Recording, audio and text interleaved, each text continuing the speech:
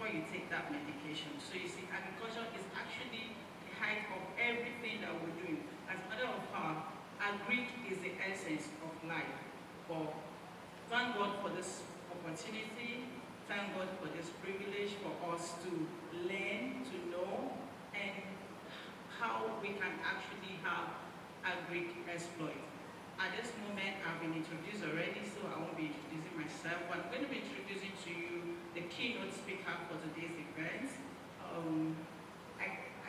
She's fondly called the Queen of Cassava.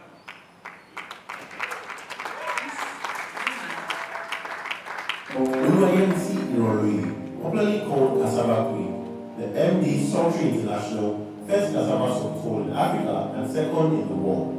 Yemisi Irori studied food biochemistry at Federal University of Technology in Milan.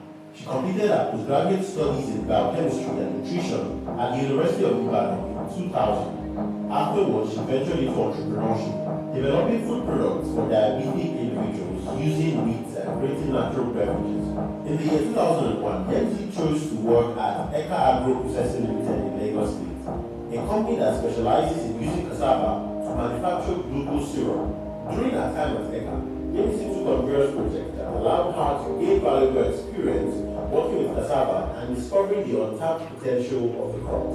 Yemisi Irori founded Sultry International Limited in the rural area of Ado-Awaye, Oyo State, Nigeria, with the goal of promoting the cultivation of cassava for industrial purposes. The company produces food-grade starch and high-quality cassava flour, purchased from local smallholder farmers. She was inspired to start this company to raise the living standard of smallholder farmers and eradicate the pain of farmers who had to travel many kilometers probability that a good amount of their farm produce will fail to meet the quality standards. Due to the short shelf life of the cassava crop, most of the cassava tubers, if not all, would have spoiled before reaching the final destination. Aside from the farmer's agony, it also leads to waste of resources, which leaves a significant carbon footprint. To combat this challenge, he positioned the company in proximity to the farmers in a remote village. Good morning. It's great honor and privilege to be the keynote speaker for this morning's XPLOIT 6.0 learning and content Father in the Lord for giving me this privilege to be on this podium at this time.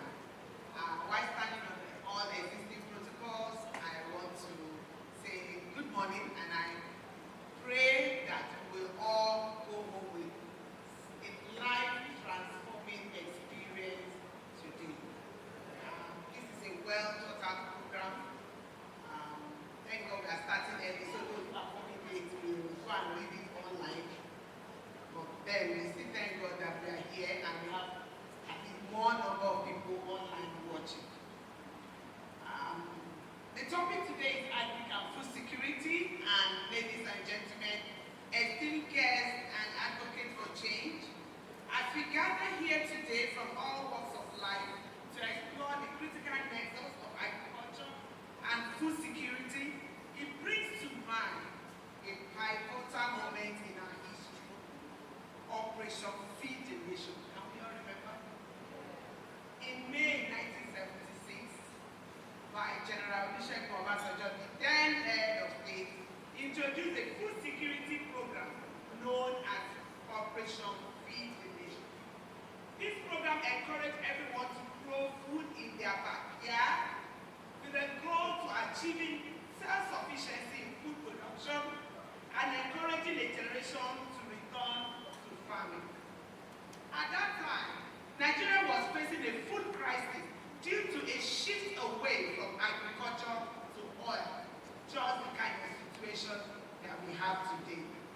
Rural dwellers were abandoned agriculture and migrated to urban areas to the booming economy. As a result, Nigeria relied mostly on food imports to feed its population of about 65 million people at that time.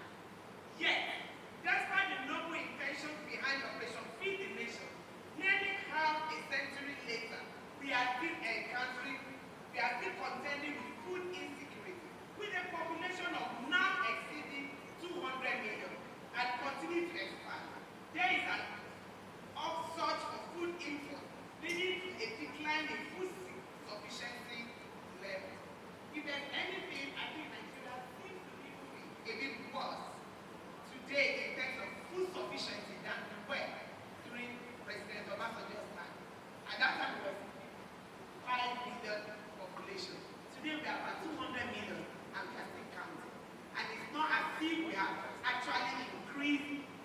amount of agriculture or food production that we do in a commensurate level, and hence the crisis that we have today. We all know how much is the Congo of Gary today as compared to this crisis, and if we don't do something very urgently, there's going to be a situation where people will be dying on the streets for hunger.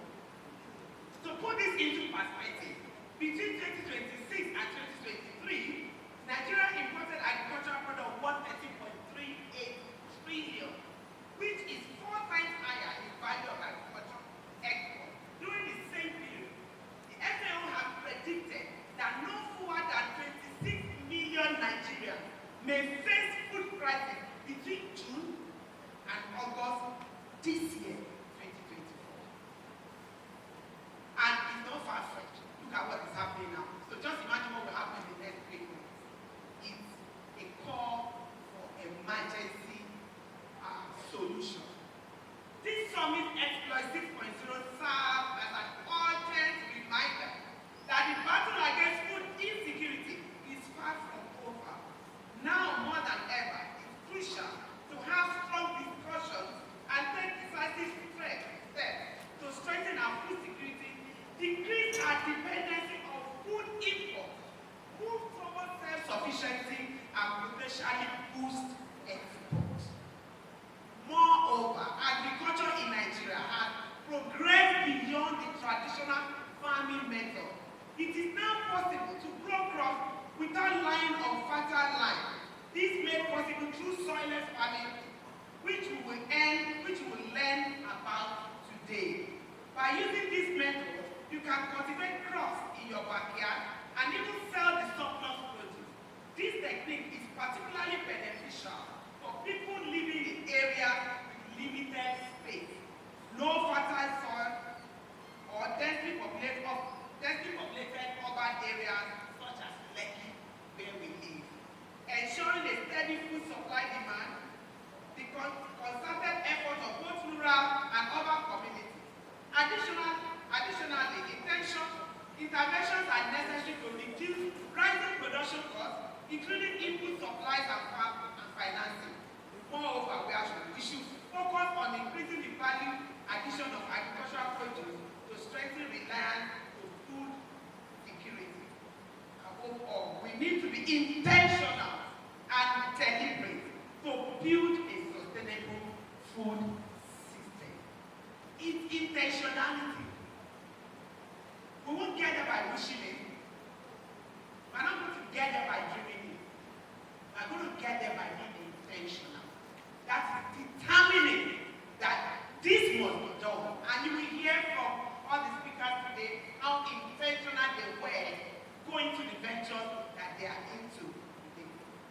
Permit me to share my story that shows how taking deliberate actions can make a difference in improving food security. By the grace of God, I am the founder CEO of XPLOIT International, and we are located in Allied Village. We specialize in the processing of import substituted products like starch, high-quality cassava flour, and sorbitol. When I decided to do this, it actually came from empathy. And when people ask me, how did you come about what you are doing? I come from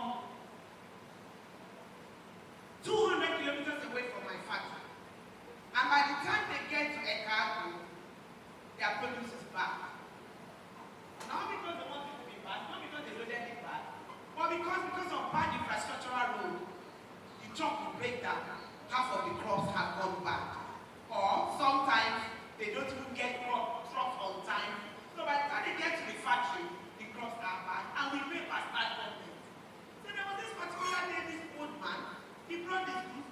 The truck had broken down 5 days before he got to the factory, and we were not going to pay him before because it was bad. And I felt passion. I felt no.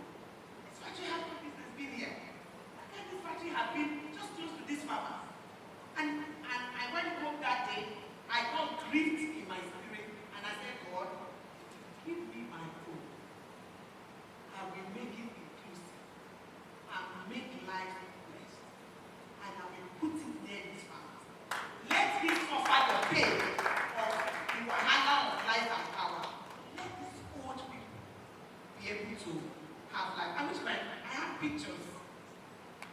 I thought I had pictures prepared as I was speaking. I expected that my pictures were going to be flowing.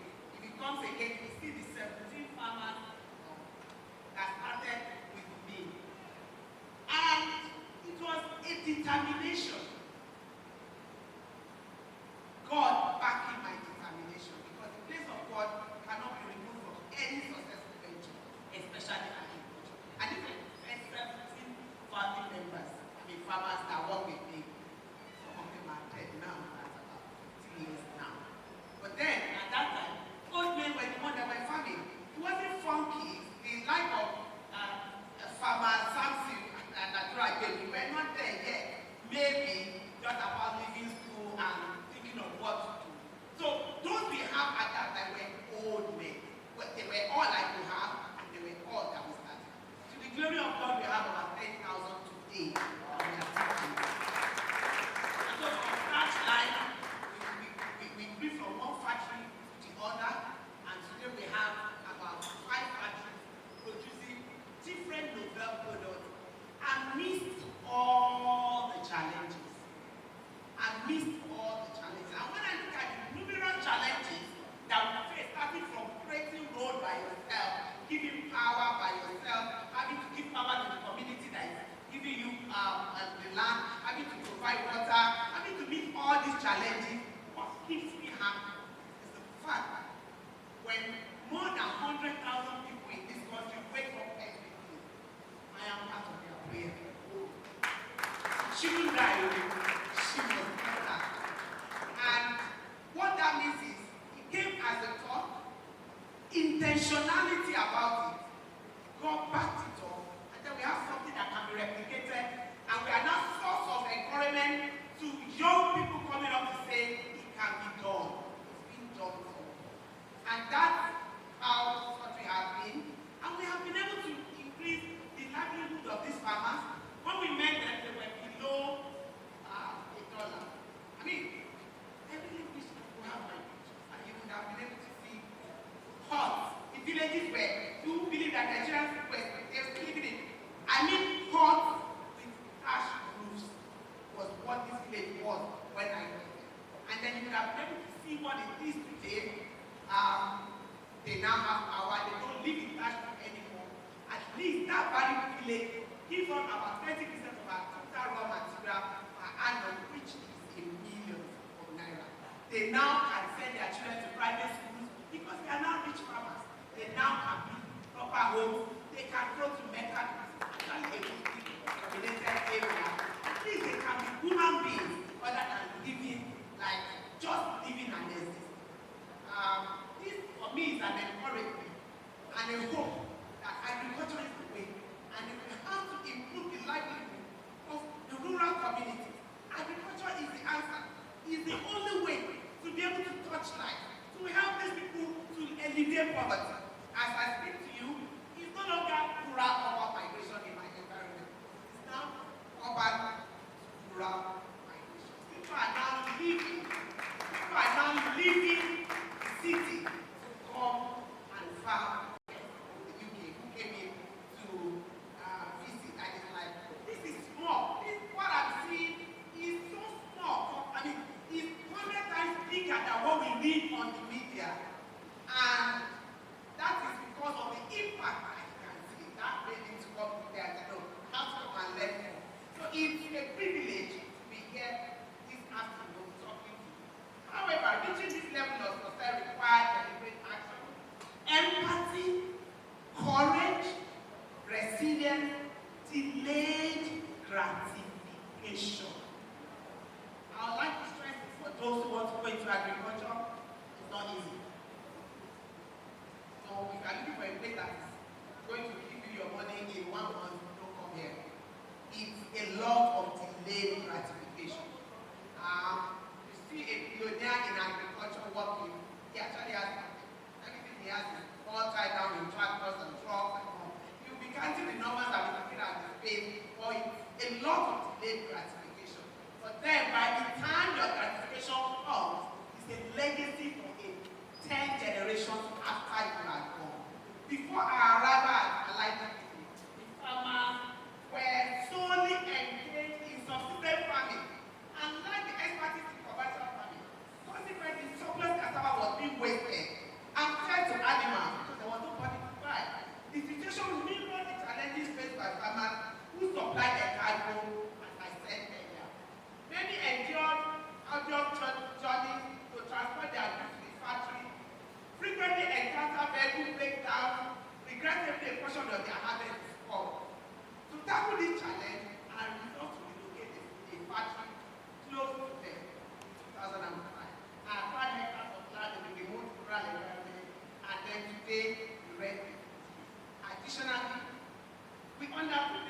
responsibility of educating farmers. How did we do it? We took part of our profit. It was a commitment to take part of our profit annually. First of all, educate farmers. And I'm talking of 40 years ago. I'm not talking of 2 years ago. Far back at that time, I had just a people. In fact, a people that died on the road at every time. But then, I was using money borrowed from the bank to educate farmers. For me, it was the first most important activity. Because if I don't have raw material, then the foundation of everything I wanted to build was known. So what do we do with the farmers? We provide them with herbicides, with fertilizer, with tractors, and then we train them in agronomic practices. Their yield increased. As they saw that they were making more money, we were getting more kills, more people were now coming every year. Eventually we started getting international communities to help us. And then today, the rest is good. I have always known that achieving food security hinges on empowering the farmer through proximity and support.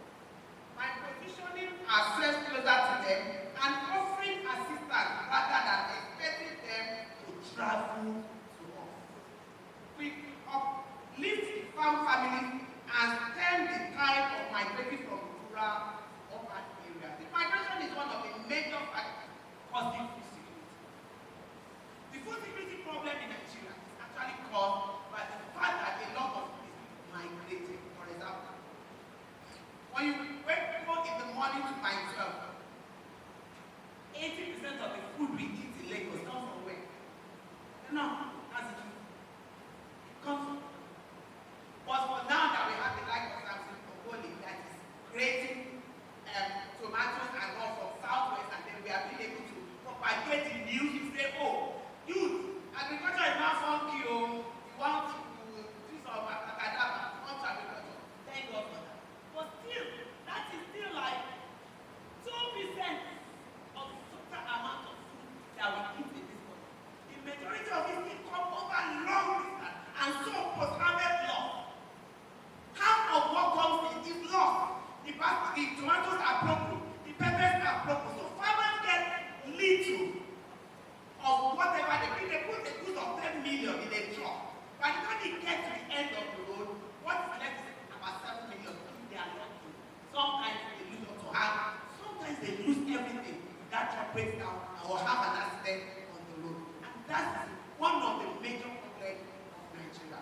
In pursuit of this goal, we launched an empowerment program called the Agric program, and now we have about 10,000 people in this program.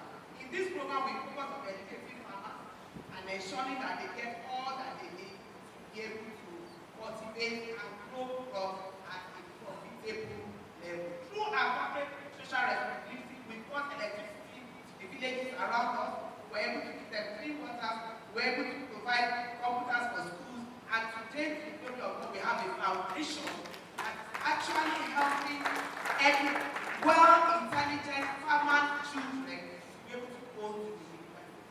With a sufficient boost in cassava production, we established our first art factory, and second one, the third one, the fourth one, and today we are, of course, the very first to use cassava to produce sorbitol. By the way, the latest one is about sugar with cassava. In essence, to enhance food security, we must be intentional. It is necessary to travel far to the game.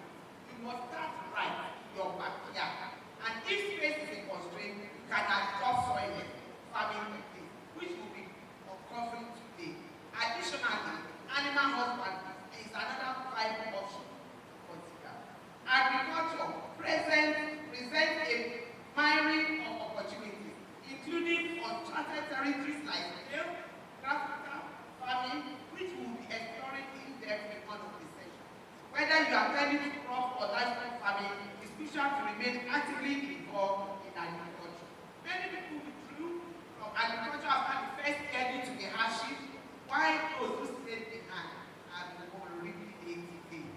To try to consult with people already in the business, learn from your mistakes, failures, and revise your strategy.